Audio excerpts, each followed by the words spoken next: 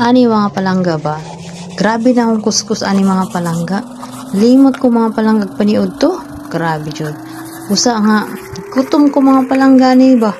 Grabe na akong paspas sa pagkinuskus. Kasi gusto ko matapos na agad-agad kasi nga kumukulo na ng aking tiyan. Tapos nanginig na yung kalamnan ko mga palangga. Kaya kayo dyan, dapat pag naglalaba kayo, kahit gano'n kayo karami trabaho ninyo, kain talaga kay lisod.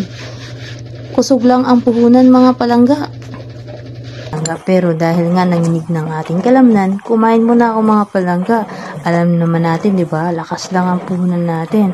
Kumbaga, katawan lang po ang puhunan natin. Pag sumuko na yung katawan natin, paano tayo makapagtrabaho mga palangga, di ba?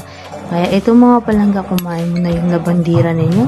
Grabe ka. Itong disitanan mga palangga, oh. Kasarap sa ulam ko dito mga palangga. Paksiw mga palangga. Sarap ng paksiw ni nanay mga palangga. Tapos yung gulay pa mga palangga. Ang sarap-sarap mga palangga. May pag-ibig talaga.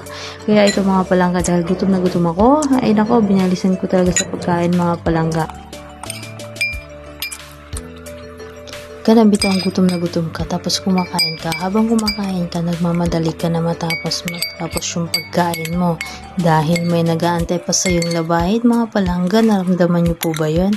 Well, ako kasi mga palangga, habang kumakain ako mga palangga, iniisip ko yung mga gawain kong mga palangga na dapat matapos to bago maghapon. Kasi alam niyo naman, uulan na naman mga palangga, kaya ewan ko ba, pag ako naglalaba, lagi na lang umuulan.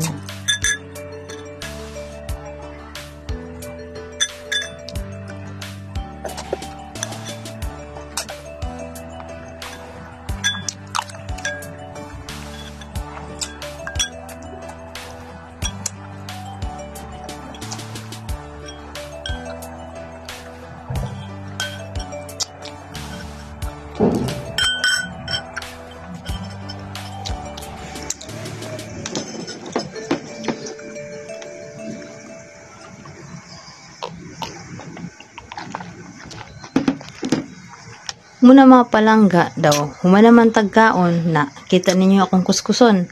Balik ni sa tagkuskus mga palangga, kay busog naman ta. So hanggang dito na lang mga palangga. Hanggang sa muli. Paalam.